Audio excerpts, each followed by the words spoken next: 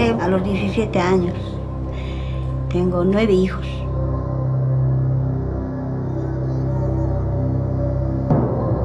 Me separé de mi marido, tengo que criar mis hijos sola.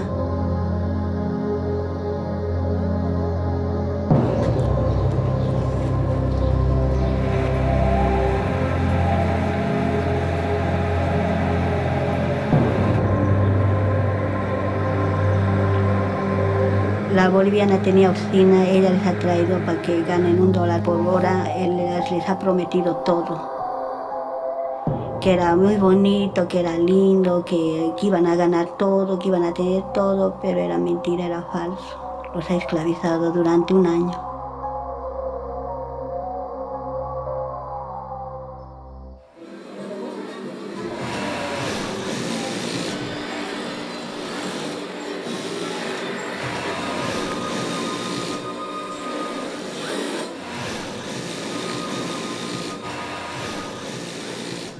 Y la persona que les ha traído aquí les ha traído, pero les ha esclavizado porque les pagaban muy poco, no les dejaba salir.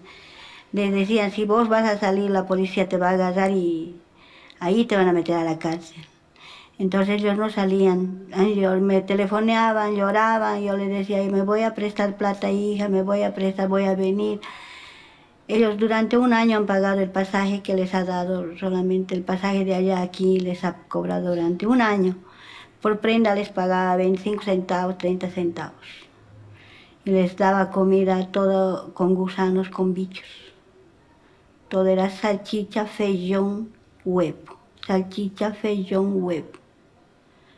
Ellos han soportado durante 1 año, después de pagar, ellos han conocido a otra gente, se han ido a trabajar a otro lado, ahí han ganado un poco más. Yo llegué legalmente porque yo tenía un negocio en Santa Cruz, en la costura simple propio, vendía. Un amigo de esos me convenció que su hija que estaba aquí, teniendo una oficina, él me habló, mira, hay días no vende en Bolivia, en Santa Cruz, hay días vende, hay días no vende, entonces no da, entonces mejor se va a ir allá a Brasil. Allá va a tener almuerzo, toda alimentación, techo y trabajo. Y cuando yo llegué era la verdad, pero solo tenía que trabajar bastante. Existem casos de oficina que a pessoa está proibida de sair? Existem. Existem casos em que a pessoa tem a total liberdade de sair? Também existem. Importante em relação aos imigrantes bolivianos é dizer que existe uma discrepância, existe uma diferença em relação às oficinas. Yo tenía experiencia para trabajar y responder el trabajo, pero horas sí trabajé bastante horas, son 17, 17, 18 horas, pero a mí no me obligó nadie para que trabaje esos horarios. Yo no voy a mentir porque yo vine a trabajar y quería volverme, por eso trabajé así. Todas as vezes que nós conversávamos com essas pessoas, elas diziam: eu prefiro estar aqui no Brasil, na oficina de costura, trabalhando no horário que estipulam, comendo, morando nesse mesmo local, do que estar na Bolívia ou que estar no Paraguai, onde lá nem comida eu tenho. Muitas experiências vivenciadas por esses bolivianos, que não têm gerado grandes traumas, têm feito com que esses próprios bolivianos constituam a grande mola propulsora para que outros tantos bolivianos venham para cá. E agora, por lo menos, me comprei umas 4 máquinas, então estamos trabalhando só família. Era minha sobrinha, seu marido, meu filho e eu. O tráfico de pessoas é denominado como uma escravidão contemporânea, porque ele repete ciclos de exploração e revitimização que vão fazendo com que as pessoas deixem de ser vítimas para também ocupar o lugar de aliciadores, mesmo que não tenham consciência do processo de exploração em que estão submetidos. Existe um movimento contraditório na modernidade. De um lado, a modernidade é a afirmação, expansão, generalização de direitos. Mas de outro lado, é também a difusão de uma sociedade baseada na competição, na busca do lucro, e, portanto, também na exploração. de onde vem essa mercadoria, como é feita, me importa dentro de um consumo sustentável saber se aquela mão de obra foi escrava ou não. Você vai verificar, né, pela estruturação da cadeia produtiva, você vai ver que lá embaixo, no último elo da cadeia produtiva, aquela empresa que tem um instituto, tem uma fundação, que tem um belíssimo discurso, faz uso dessa mão de obra. E o consumidor compra esse produto. Muitas vezes ciente de que existe essa mão de obra. Quando eu me recuerdo, antes se sacava para ganhar algo mais, porque eram poucas oficinas e poucos trabalhadores. Então os coreanos pagavam mais. Agora é oferta e demanda. Donde el coreano yo voy, entonces le digo, ¿por cuánto vas a hacer? Yo le digo, yo quiero hacer esta pieza por 7, 8 reales, un vestido simple. Y otro boliviano, oficina que entra, ofrece 4 reales. Entonces los coreanos prefieren entregar el servicio al que está ofertando barato.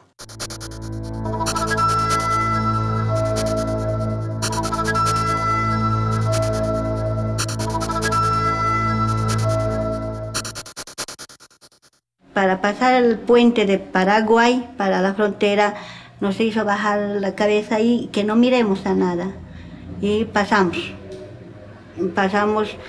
y nos dejó en la puerta de la terminal, tampoco nos dejó en la terminal. Nos ha dado pasaje y nos ha dicho, este papel es de la federal, ese papel, entonces si les pide van a dar, y si no, se van a dormir, se van a hacer...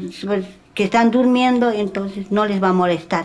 O ideal seria, né, que na fronteira seca, todo o trabalho de controle de imigração de pessoas, né, fosse as pessoas que fazem essa fiscalização fossem alternadas com frequência, exatamente para evitar que o excesso de autonomia e vínculo com que se cria no lugar estimule a cooptação dessas pessoas para facilitar a entrada de estrangeiros. A lei do estrangeiro no Brasil, que é uma lei que data de 1980, foi feita em pleno contexto da ditadura militar.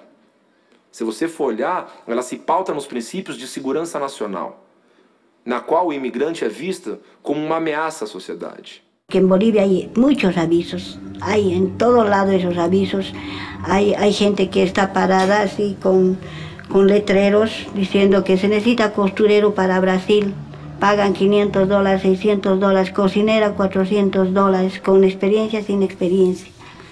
Y es mentira todo eso, en eso sí se puede evitar el tráfico de gente boliviana que viene aqui a trabalhar. A primeira questão aí é transformar, de fato, num grande problema social e nacional, que ele é, mas que as pessoas percebam como tal. Porque é uma área de muita crueldade, né? E que, no entanto, é vista assim meio marginalmente, não é levada a sério na devida proporção.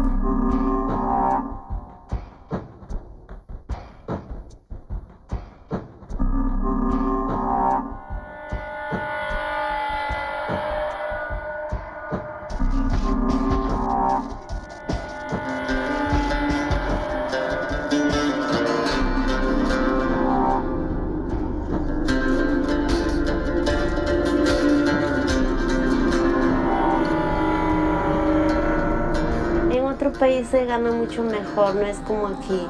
Por ejemplo, aquí se gana, digamos, 300 soles y en otro país, en España, en Italia, se gana más o menos $1000, así, mucho mayor. Entonces, sí, con ese dinero podría comprar mi casa, podría ayudar a dar la educación a mis hijos. Habían salido varios que se habían ido así de viaje para allá. Una tía de mi marido también contó diciendo que su hija, así de sorpresa, le invitaron que se vaya y se fue y estaba allá en España.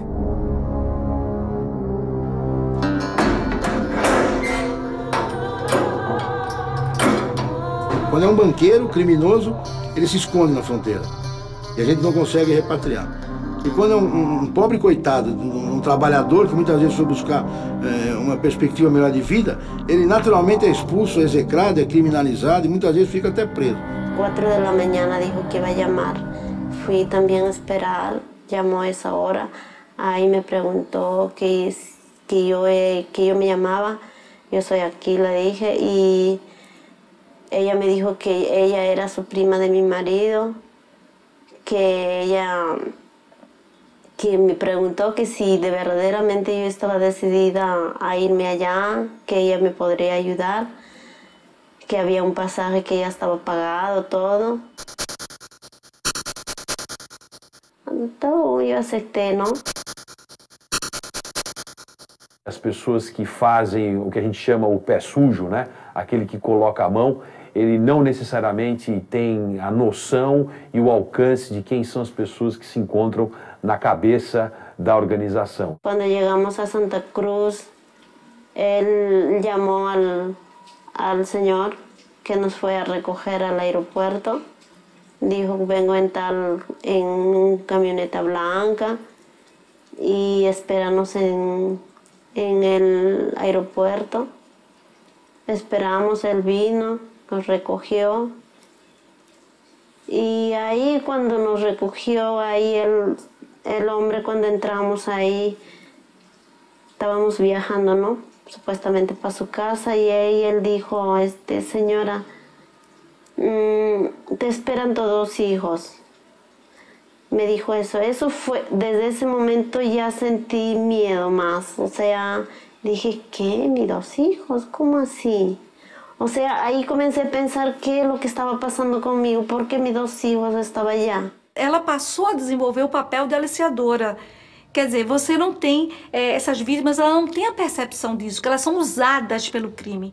Aí, quando chegamos à casa, ela agarrou, aí estavam os 2 niños que estavam com suas irmãs, supuestamente.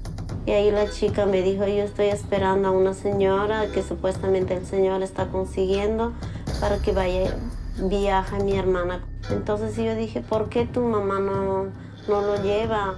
Entonces ella dijo, no, porque mi mamá está ilegal allá y yo no puedo viajar porque yo tengo a mi bebé que está en Ecuador, está con mi suegra. Ahí comenzamos a viajar yo y los 2 chicos. Cuando pasamos la frontera, ahí el hombre ya me dijo, dame tus documentos que tú estás llevando, ahora de aquí para allá vas a manejar estos documentos. Y él dijo, ahora tú eres de aquí para allá, eres Betty Beatriz. Y yo dije, pero señor, ¿cómo así? ¿Por qué otro si yo soy aquí la Chaupis? Ahí me di cuenta que yo ya estaba en manos de los malos.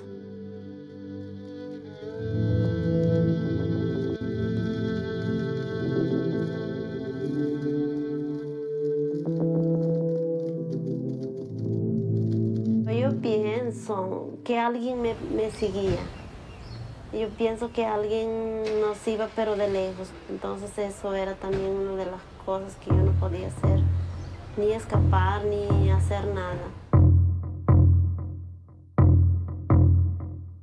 Cuando llegamos a San Pablo, tomé carro para llegar a Guarulhos, a tomar el vuelo. Y cuando estábamos ahí nos dijo la señorita, nos dijo que era falso el documento. Yo acepté rápido y dije que sí.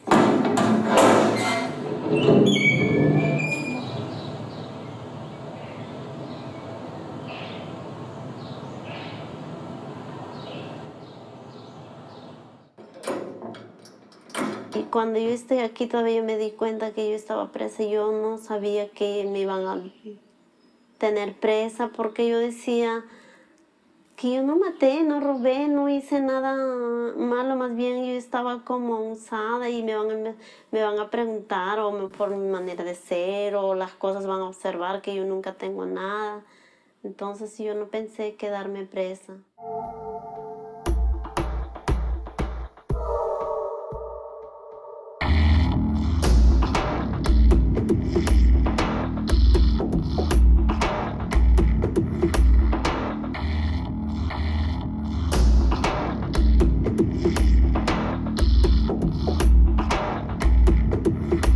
Passou a ter maldade. Ele não tinha maldade. Era uma criança normal, só que com dislexia.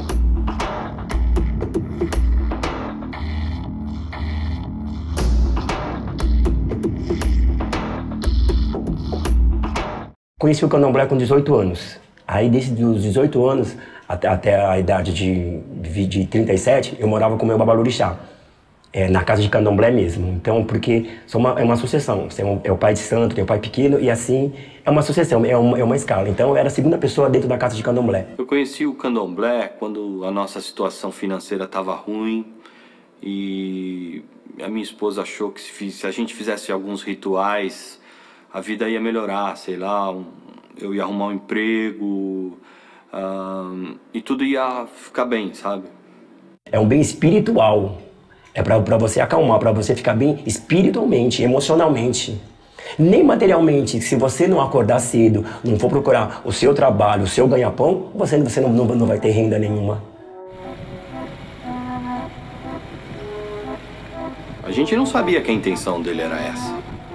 A gente não sabia que ele era pedófilo. A gente sabia que ele era gay, mas pedófilo não.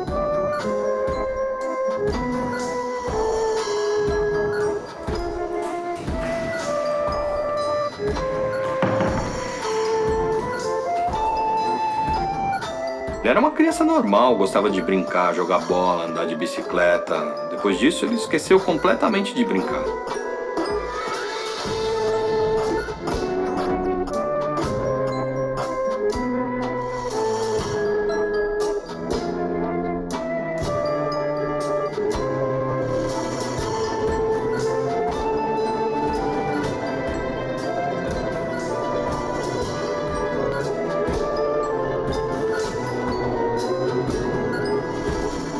Para se você se iniciar uma criança, tem que ter autorização dos pais.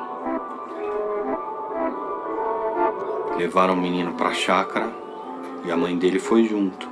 Mas ela não participa dos rituais, ela fica por lá trabalhando.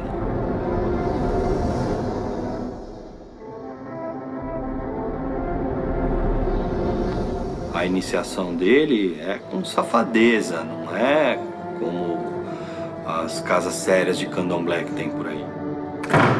Há um ano e 4 meses atrás, eu fui acusado de um crime de pedofilia. Eu tinha um relacionamento com outra pessoa e essa pessoa se suicidou. Aí fizeram, através de escuta telefônica, de umas imagens que eu havia no meu computador que eu havia recebido, aí me acusaram desse crime de pedofilia. Eu reconheci meu filho sendo abusado sexualmente. Porque eles filmam. Eles gostam de filmar o que acontece dentro do quarto. Para depois eles porem na internet para obter mais parceiros. Tem vítimas, chamaram as vítimas e as vítimas fizeram o exame não constou nada. Meu filho viu o vídeo e ele se reconheceu. Ele não sabe com quem foi, onde foi. Ele ficou com tanta vergonha que ele se enfiou embaixo da mesa. O que eu queria era que provasse. Falar é muito fácil, provar é muito difícil. Se já que provaram que existia dentro da casa de candomblé, dentro dos nossos rituais isso, existe uma vítima. Então que se prove, que se mostre essa vítima. Eu descobri porque um amigo meu estava assistindo TV, reconheceu o Márcio na reportagem e me ligou. Daí eu liguei a TV imediatamente e vi a cena de apreensão do Márcio. E depois disso ainda tive que procurar a emissora, porque eles estavam passando fotos do meu filho, de outra criança, como vítimas, assim. Que a mídia fala o que convém, que a mídia mostra o que convém, o que dá ibope, e não o outro lado. Eu cheguei a dar várias entrevistas às outras emissoras e foi cortada a maior parte. Vendeu o caos, você cria mais medo, mais temor e menos educação. Com essa repercussão, as pessoas passaram a perceber mais o problema que estava em torno delas e passaram a fazer mais denúncias, né? Pegaram mais coragem porque assistiram ali que havia um resultado positivo, que pessoas iam presas, que pessoas eram afastadas do mundo dessas crianças aí. Eu estou preso porque eu confiei em uma pessoa que convivia comigo, uma pessoa com qual eu me relacionava. Hoje eu tenho medo que ele possa fazer o que o pai de santo fez com ele. Alguma coisa eu estou pagando para estar nesse lugar. Como eu já disse, eu tenho a minha parcela de culpa sim. Sim, confiar nas pessoas.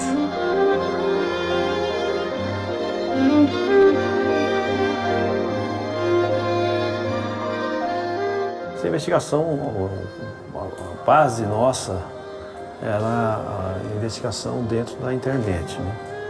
As dificuldades que nós tínhamos era para identificar as pessoas que se comunicavam entre os computadores.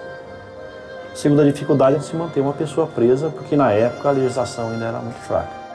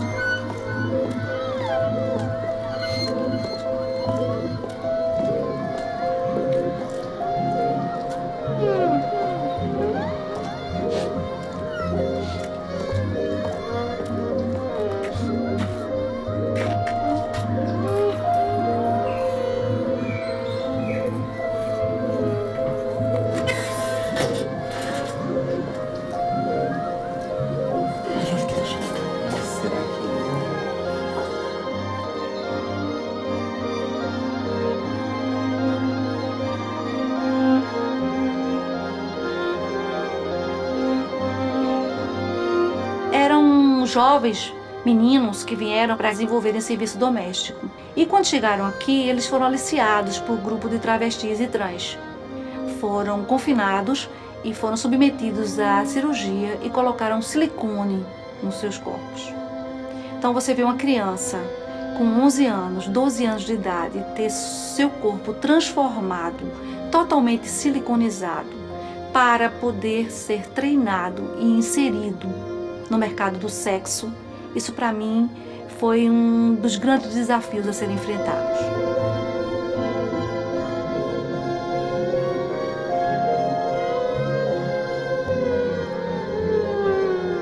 Foi muito complicada a minha infância, porque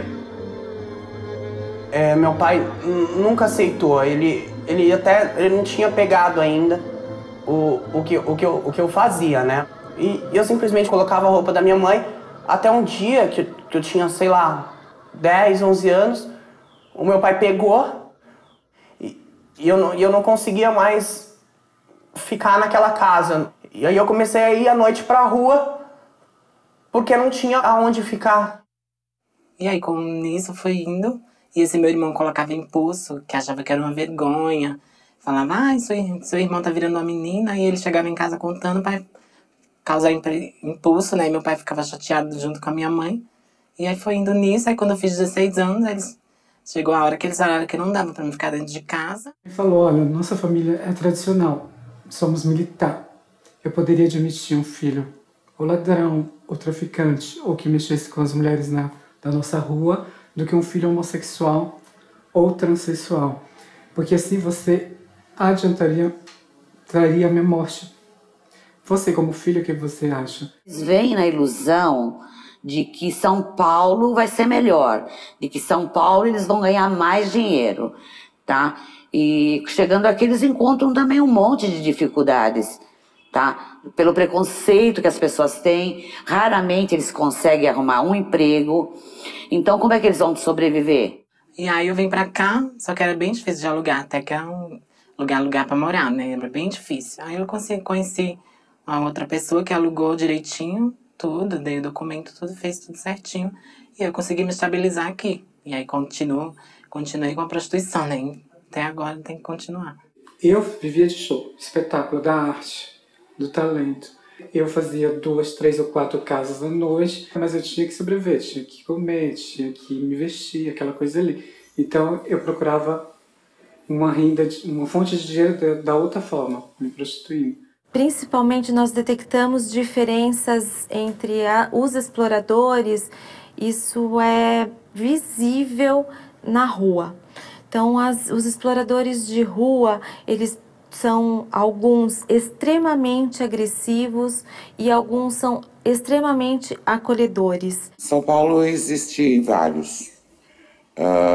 Eles, às vezes, acabam entrando em atrito entre eles mesmos, e aí um mata o outro, e aí fica um por um tempo.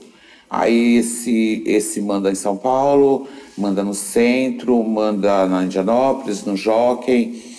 Tá? Então, para você ficar na rua, você tem que pagar R$50 por semana. Se não pagar, eu já vi cortar cabelo, eu já vi cortar a cara, eu já vi fazer várias coisas assim, sabe? Tirar o peito fora, tirar o silicone.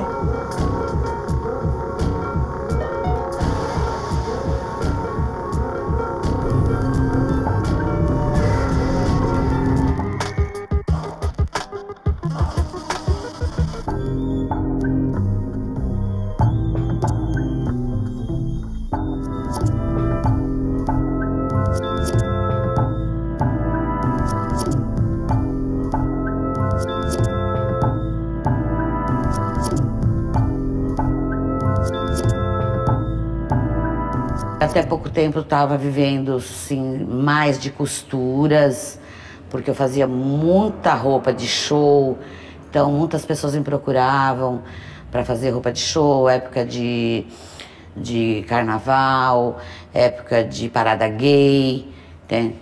Então com isso você vai acaba fazendo muito conhecimento, né, com travestis. Existe um vínculo afetivo, sim, entre esses aliciadores e as vítimas. E no momento da repressão, isso é muito grave, porque elas não reconhecem aquele aliciador como um inimigo, e sim como um protetor.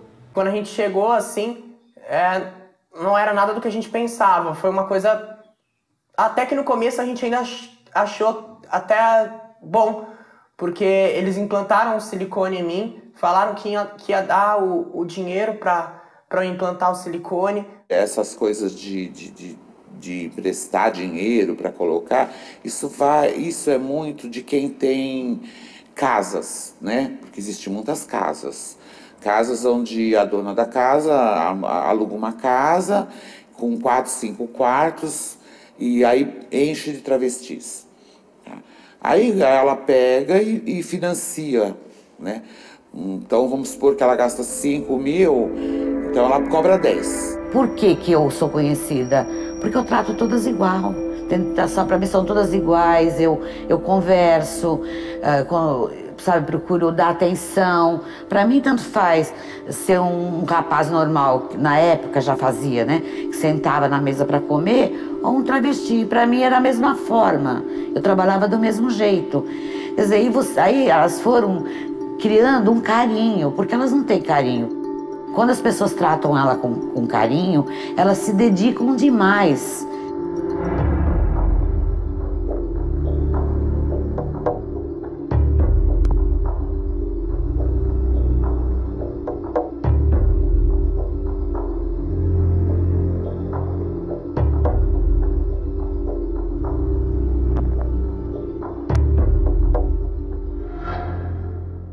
Porque para você ser uma transexual de verdade feminina, você tem que ser primeiro na cabeça e não só no corpo. Porque corpo se modifica de qualquer jeito. Qualquer pessoa pode ter o corpo mudado. Vamos falar de mim?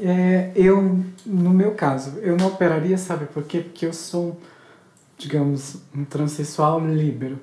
Eu acho que quando eu falo de amor, digamos, entre 4 paredes, em uma cama, deve rolar de tudo. Principalmente quando a pessoa é do mesmo sexo. Falei italiano, do mesmo sexo, entendeu?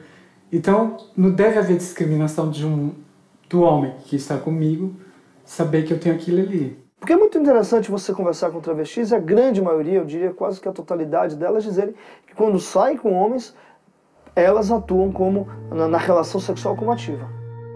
Quem é o cliente que consome esse produto? É o mesmo cara que discrimina, que agride, né? Mas que traz em si elementos que não são, que a sociedade teima em não enxergar.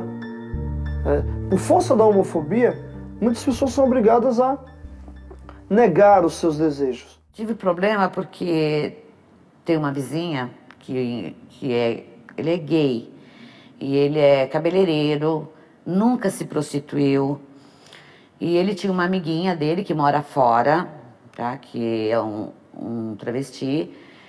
E eu fui levá-los no aeroporto. Tá? E por esse motivo eu fui indiciada como... E agora? Tráfico de pessoas, tá? E eu acho que se eu tivesse no aeroporto levar 2 mulheres ou 2 homens, isso não teria acontecido. Tá? Então eu acho que eu vejo isso pelo lado do preconceito. Porque muitas mulheres travestis e transexuais, muitas vezes, são levadas para fora do país com a promessa de que conseguirão ganho fácil, que conseguirão projetar-se profissionalmente, e na verdade estão sendo levadas como numa grande rede de tráfico de pessoas. Coisa que muitos travesti que acha que lá é 1000 maravilhas, tá entendendo? Não é. Existe esse lado pesado também. De gente que te bate, às vezes você está na rua, trabalhando, e sem nem para que acontece a violência lá também. É muito importante ter essa atenção, até para a gente dizer o seguinte, olha, a sociedade é bastante hipócrita. A sociedade é aquela que estimula a agressão contra travestis, a sociedade é a que estimula a violência contra transexuais, mas é essa mesma sociedade que, de alguma forma, está alimentando que essas pessoas continuem a trabalhar como profissionais do sexo. Eu acho que, como eu, tinha que existir mais milhões em São Paulo, sabe? De pessoas que olham para o travesti não por cifrões, sabe? Sim, por um ser humano normal, como qualquer outro. A diversidade, ela não é um problema de intolerância, mas ela é uma sinalização de oportunidade.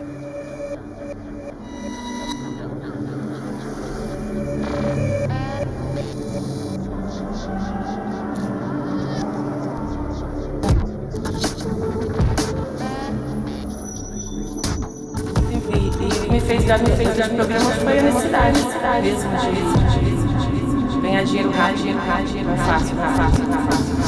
Eu não gostaria que os meus filhos me fossem não me arrependo nada. Trabalhava mais para eles do que eles.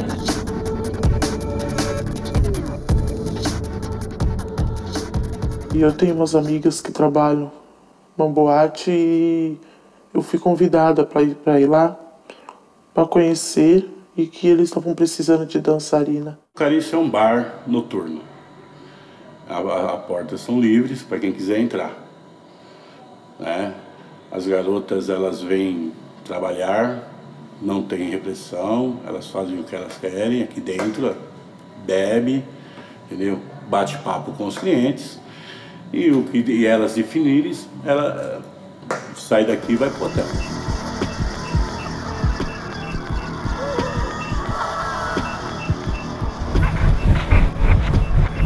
Elas sabiam que elas iam ser garotas de programa e elas concordavam muitas vezes em dar o dinheiro. Elas achavam que isso, o fato dela ter que dar um pouco do dinheiro do programa que ela faz, era uma coisa normal. Quando ela é descoberta, o sentimento dela é de que ela é tão cúmplice quanto o criminoso que a aliciou. Ela não se vê na condição de vítima. Pelo menos no começo foi legal isso. Falou que não era obrigado a fazer nada que não queria. Mas depois já foi mudando o caráter dele. Era obrigado a fazer programa, que era obrigado a viajar, que você tinha que beber. Que... Falavam assim, com a maior arrogância. Elas me chamam de paizão. Né? Quando estão ruim, a gente cuida. Quando estão doentes, a gente leva pro médico. Entendeu? Alguma fica muito bêbada, a gente cuida, põe, leva para casa. Então, minha impressão é isso aqui que eu faço. Cuido bem delas aqui dentro. O cliente dentro de uma casa, eles respeitam mais, sabe que ele tem um fixo. Tipo, se eu pedir R$300 em 1 hora, eles pagam. Agora, se eu estiver na rua, eles não dão nem R$10, tá na rua. Aí eu acho que a casa de prostituição deveria ser legalizada assim. Porque é um trabalho. Ninguém obriga ninguém a fazer nada. Se legalizar aí as casas, isso seria a grande solução para que o crime deixasse de existir? Eu falo que não. Eu faço sempre a comparação com o tráfico de entorpecente, porque no tráfico de entorpecente, nos países onde o uso é permitido, não deixou de haver o tráfico. É tudo uma enrolação, só pra menina começar. Ilude, começa a prometer um monte de coisa, vai começando a gostar daquele dinheiro, daquelas coisas, e cada vez vai se envolvendo mais. Tem que convencer eles a pagar uma bebida, o garçom marca e o nome da garota. No fim da noite, eles fazem a conta de quanta bebida você conseguiu. Então quer dizer que você tem que encher a cara à noite. Vai acabar viciando na bebida. Que a garota, quando é nova, eles não cobram nada. É passado o tempo que eles começam com entendeu? A sacanagem deles. Mas aí depois também a gente tá igual a eles, cobra criada. Vamos ver quem passa a perna de quem mais. Tráfico de mulher, eu não sei porque eu fui condenado. Porque, veja bem, se uma menina trabalha aqui, a amiga dela liga para ela, fala, minha amiga quer vir até sua casa, só que ela tá sem dinheiro. Dá para você ir buscar? É normal, vou lá, busco, trago, normal. Eu não cobro o transporte dela. Vou lá, busco, normal, vem aqui, trabalha. Se quiser ir embora, ela pega o ônibus e vai embora. Agora eu não sei onde está o tráfico. Na verdade, a gente tem que separar a questão da prostituição por via do tráfico de pessoas. Quando a mulher é obrigada a se prostituir para servir algum interesse de alguma organização criminosa. Enquanto a prostituição não for legalizada, ela não vai ter condições de reivindicar seus direitos trabalhistas. É preciso que essa profissão seja regularizada. Isso se parte de um princípio onde a legislação brasileira ela precisa avançar nessa questão. O registro, assim, ter direito, igual um trabalhador de firma, essas coisas, porque não deixa de ser um emprego. Mais fácil traficar mulher do que traficar drogas e armas, né? E a Polícia Federal um dia contou pra gente, você mostra, você vê a cocaína, você vê as armas, a munição que está sendo traficada, mas a mulher não. O tráfico de pessoas, segundo as Nações Unidas, só perde para o tráfico de drogas. E eles estão interligados entre si. Não existe tráfico de drogas se não houver comércio de vidas. Você imaginar que gente vende gente e gente compra gente. Imaginar que o indivíduo está lá numa prateleira do supermercado, está lá uma loira, uma morena, uma mulata, ou você está lá um indivíduo mais forte, mais fraco, para ser comprado como mercadoria. A quem interessa? A quem interessa esses deslocamentos? A quem interessa essa mobilidade de pessoas? A quem interessa a manutenção desses múltiplos circuitos de ilegalidade? A quem interessa a proliferação desses nichos de pobreza que hoje em dia estão se instaurando inclusive em países ricos? A quem interessa ter uma massa de operários, de mão de obra, de trabalhadores ilegais, sem documentos, cuja única opção de inserção laboral é uma opção em condições de exploração? A quem interessa isso?